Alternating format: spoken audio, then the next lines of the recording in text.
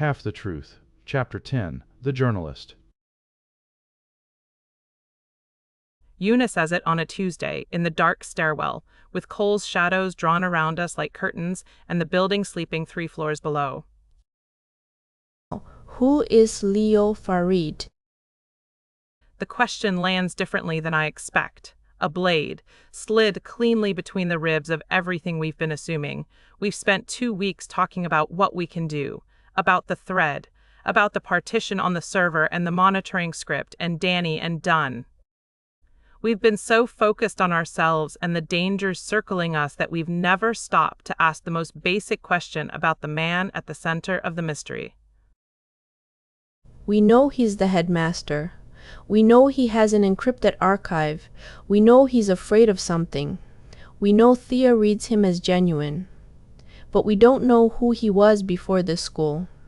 We don't know why a man with a hidden investigation is running an institution for troubled teenagers. She looks at each of us in turn. In the shadow-dense dark, her eyes catch the faintest light from Kai's laptop screen and hold it. If we're going to decide whether to trust him, we should know what we're trusting. Nobody speaks for a moment. Then Kai shifts in his wheelchair, and his silence tells me his mind has already leapt 3 steps ahead and is waiting for the rest of us to catch up. She's right, and I don't need the server for this. Leo Farid is a person who existed in the world before Millhaven. If he had a career, there are records, public records. The kind you find with a browser and a search engine, no hacking required. Public. Public. Newspapers, archives, professional databases, LinkedIn, if the man has one. No encrypted partitions, no monitoring scripts, no promises to break. That last part is aimed at me, and I accept it with a nod. He's right. Do it. Tomorrow. And be careful with your search history. Thea, I don't have a search history. I am the search history. Kai works through the morning, not in the stairwell, that's for private meetings, not research sessions. He works from the library after 4 p.m., when the room is empty and the single security camera in the corner is pointed at the door rather than the tables. I know this because Kai mapped the camera angles his first week.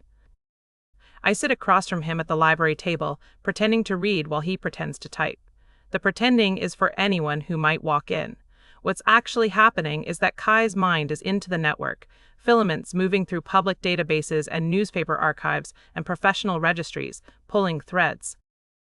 Cole is by the window, positioned where the afternoon shadow from the building across the courtyard falls across his chair. He's reading, actually reading this time, not pretending. A book about astronomy that he found on the library's sparse shelves. He reads the way he does everything, quietly, completely. Una is not here. She's in the courtyard, running forms in the gray afternoon light, maintaining her cover as a girl whose only peculiarity is an obsessive training regimen. Her absence is deliberate. We don't gather all 4 in one place during daytime anymore, not since we decided to blur the pattern. 3 is a study group. 4 is a conspiracy. Got it. He doesn't look up from his screen. His fingers are moving on the keyboard, but I can see the cognitive web doing the real work. Filaments of light reaching into the network, pulling data from sources his hands aren't touching, assembling information at a speed that his physical interface can't match. Tell me. Leo Farid, born in Cairo, raised in New York. Dual citizenship. Father was a professor at Columbia, Middle Eastern Studies. Mother listed as Nadia Farid, still alive, lives upstate. A mother. Leo has a mother. My mother is gone. Leo's is upstate. Education, Columbia undergrad, journalism, then a master's at the same school, graduated top of his class. Went straight into investigative journalism, not the local crime beat, but the real thing. National outlets. He worked for 3 of the biggest newspapers in the country over a 12-year career. Kai pauses. His fingers stop moving and his aura shifts. He's stopped reading. He felt the shift in the room. His stories. He wasn't covering politics or business or the usual prestige beats. He was covering networks, power networks, financial flows between corporations and governments, lobbying, dark money, institutional corruption. He was tracing how money and influence move through systems, who pays whom, who owes whom, who controls whom. The words settle into the quiet library. I think about Leo's aura, that deep blue conviction, the obsidian current underneath. He was good. Celebrated. Awards. Citations. He broke stories that led to congressional hearings. One of his investigations resulted in a CEO stepping down and a company being restructured. He was the kind of journalist that powerful people were afraid of. 11 years ago, it stopped. Abruptly. He published a story, a big one, from what I can piece together, about a network of financial connections linking several major political figures to offshore accounts and undisclosed business interests. The story ran for 1 day. One day? Retracted. The paper pulled it, published a correction saying the reporting didn't meet their editorial standards. Leo was suspended, then fired. I can find 3 different articles about the retraction, but the original story has been scrubbed. It's not in the paper's archive. It's not in any web cache I can access. Someone didn't just discredit the story, they erased it. Cole has closed his book. His shadows are doing the slow, dense thickening that means he's processing something that matters. The darkness in the library's corners deepens almost imperceptibly. What? What happened after? Nothing good. The retraction triggered a cascade. Other outlets that had cited his previous work started distancing themselves. His sources went silent. 2 of his earlier stories were retroactively questioned, not retracted, but publicly doubted in a way that poisoned the well.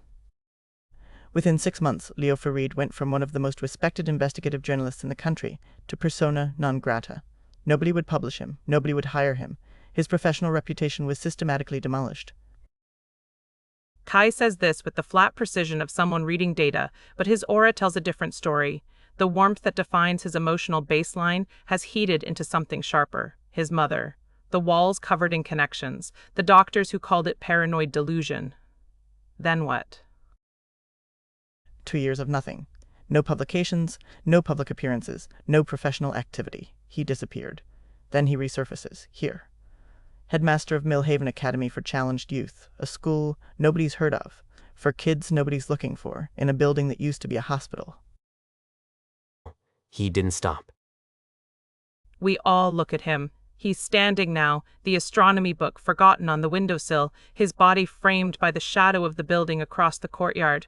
His face has the expression I've come to recognize as certainty. They destroyed his career. They erased his story. They shut every door. And he didn't stop. He came here where nobody would look for an investigative journalist, and he kept going. The partition, that's 11 years of work, 400 gigs of everything they tried to bury him for finding. The library is very quiet. Through the wall, I can feel the building going about its business. Students in the common room, staff in their offices, the mechanical heartbeat of an institution that doesn't know it's sitting on top of a buried investigation. The question. We all turn. She's standing at the library entrance, her training finished, her hair still damp with sweat. She must have come looking for us. Her aura is in its post-exercise state, the furnace vented, the discipline reasserted, the controlled blaze dimmed to a steady glow. The question is not whether to trust him, it's whether he knows about us. Another silence. This one heavier. Think about it. A journalist who spent his career mapping hidden networks ends up running a school that collects unusual teenagers. 4 of those teenagers turn out to carry the same impossible frequency. Is that a coincidence? My throat tightens. He didn't bring us together. I pulled us together. The thread. I felt it. I found Cole. I found Yuna. I found Kai. That was me. Yes, but who put us in the same building? Nobody answers. Because we don't know. Because the machinery of the foster system and the juvenile behavioral pipeline and the international transfer protocols that routed each of us to this specific school is too complex to trace without resources we don't have. It could be coincidence. It could be something else. We need more information. The public record tells us who Leo was. The partition tells us what he's doing now. And we're sitting here with a key we won't use. Kai, not yet. Then when? When we know enough to understand what we find. Right now, we'd be reading a language we don't speak. We know Leo was a journalist. We know he was destroyed for investigating something. We know he didn't stop.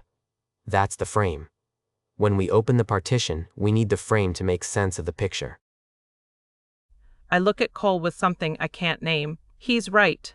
Kai knows he's right. Even Kai's aura acknowledges it, the straining filaments relaxing fractionally, the stubbornness giving ground to logic.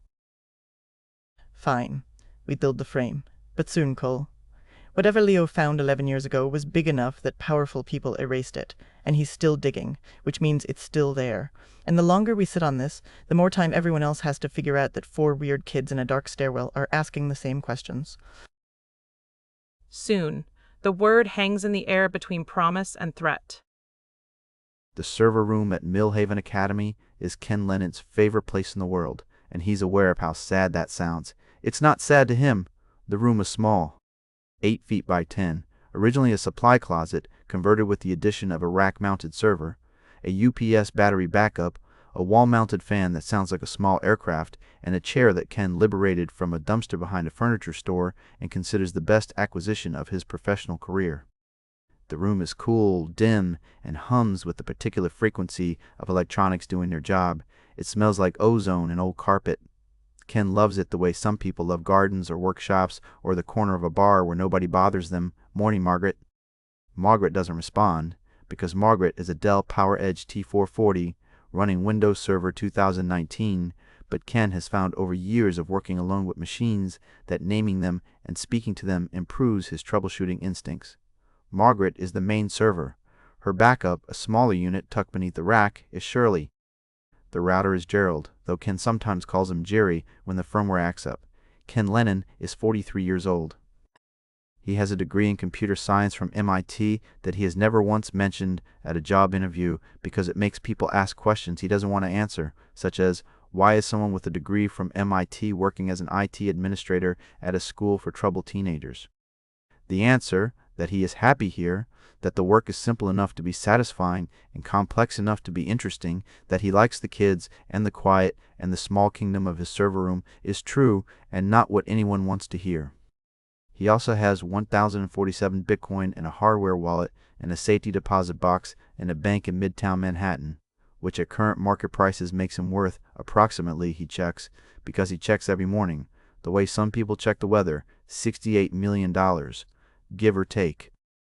He mined them in 2010 when Bitcoin was worth approximately nothing, and mining was something you did on a laptop while watching television. He forgot about them for 3 years. Then he remembered, checked the price, and sat very still in his apartment for about 40 minutes. He didn't quit his job. He didn't buy a yacht. He bought his wife a nice dinner and a better health insurance plan and went to work the next Monday and said good morning to Margaret, and that was that. His wife, Elena, is 6 months pregnant. She thinks he's eccentric. She's right. This morning, Ken is reviewing the logs from his monitoring script, and what he finds makes him set down his coffee and lean closer to the screen. The anomalous traffic from last week, the pattern his sniffer flagged, went dark for 24 hours. Then it came back, but different. The new traffic is cleaner, smarter. Routed through spoofed addresses that mimic automated system processes, timed to coincide with scheduled maintenance tasks, disguised with a sophistication that makes Ken's eyebrows climb toward his hairline. Whoever was poking around his server got scared, went quiet, regrouped, and came back with better tradecraft. This is not a script kiddie. This is not a student who downloaded a hacking tutorial from YouTube. This is someone with genuine skill operating inside his network, and they're specifically interested in the encrypted partition that Ken has standing orders from Leo to protect. Ken knows about Leo's partition. He built the infrastructure for it. Not the encryption itself, which Leo handled, but the physical and network layers that support it. He doesn't know what's in it. He's never asked. Leo asked him for a secure, hidden storage solution 6 years ago, and Ken provided one because Leo is his friend and because the look on Leo's face when he asked was the look of a man who needed help and didn't have anyone else to turn to. Ken doesn't need to know what's in the box. He just needs to keep the box safe, and someone is trying to open it. He traces the new traffic patterns. The spoofing is good enough to fool a standard monitoring setup, but Ken's setup isn't standard. He wrote the sniffer himself with custom heuristics that look for behavioral patterns rather than network signatures. Spoofed addresses can fool an IP log. They can't fool an analysis of access timing, data volume, and the cadence of human curiosity versus automated process. The access pattern is human. The timing correlates with late-night hours. The data requests focus on the partition's metadata, file types, modification dates, access logs, not the contents, not yet. Whoever this is, they're casing the lock before they try to pick it. Ken narrows the source. The spoofed routes all originate from the same network segment, the student wing, second floor. He cross-references with DHCP assignments and device registrations. One device, a laptop registered to a student account, Kai Adeyemi. Ken sits back in his chair and looks at the name on his screen and thinks. He could report this to Leo immediately. Standing orders, any unusual activity near the partition, flag it. But Ken has been working with troubled kids long enough to know that the distance between student doing something concerning and student being expelled and routed deeper into the system is very short, and the system is not kind to the kids it swallows. And this kid is good, really, genuinely good. The spoofing alone demonstrates a level of technical sophistication that Ken sees maybe once in a decade. Ken thinks about the 16-year-old in a wheelchair working from a student laptop on Millhaven's garbage network, nearly evading a custom monitoring suite designed by an MIT graduate. He finishes his coffee and stands up. He pats Margaret on her chassis, the way you'd pat a dog. Keep an eye on things. I'm going to go talk to a kid about boundaries. He walks to the cafeteria. It's lunchtime. The room is full. The noise is the usual controlled chaos of 50 teenagers performing the theater of eating. Ken scans the room with the efficient attention of a man who spent 15 years in institutions and knows how to find anyone in a crowd. He spots the wheelchair first, then the boy in it, lean, sharp-faced, fingers moving on a laptop keyboard with a fluency that confirms everything Ken's logs told him. The kid is sitting at a table with 3 other students, a girl with a braid and dark, watchful eyes, a boy in a hoodie who seems to be generating his own shadow, and a Korean girl with the posture of a martial arts demonstration. A few tables over, a younger kid sits alone, picking at his food, glancing at the group, and then away. Danny Marsh. Ken has seen the pattern before, the kid who orbits but doesn't land. Ken makes a mental note of the group. Right now his focus is on the boy with the laptop and the skills that don't match his age or his circumstances. He waits until lunch ends, watches the group break up, the girl with the braid heading one direction, the hoodie kid another, the Korean girl toward the courtyard. Kai rolls toward the hallway alone, laptop balanced on his knees. Ken falls into step beside him, casual, easy, the walk of a man who has spent his life being underestimated. Hey, you're Kai, right? The boy looks up, his expression cycles, surprise, assessment, the micro-calculations of a person evaluating a new variable. Ken recognizes the cycle. He's done it himself 1,000 times. Yeah, who are you? Ken Lennon. I run the IT here. He pauses, lets it land, watches the boy's face for the reaction, the flicker of recognition, the brief flash of, oh no, that confirms everything. It's there. Quick and controlled, but there. Got a minute? I'd love to talk to you about the network. He says it warmly, non-threateningly. The way you'd invite a colleague to coffee rather than a suspect to interrogation. Because Ken Lennon has been around long enough to know that the kids who end up at Millhaven have been interrogated by every system that's ever held them, and one more interrogation will just push another talented person further underground. Kai's hands have gone still on his keyboard, his face is composed, a performance of calm that Ken sees right through because Ken has been performing calm his entire professional life. Sure, lead the way. Ken smiles. It's a real smile. One tech person recognizing another. They walk toward the server room together, a middle-aged millionaire in khakis and a kid who just outclassed his security, and Ken thinks, Leo is going to want to hear about this one.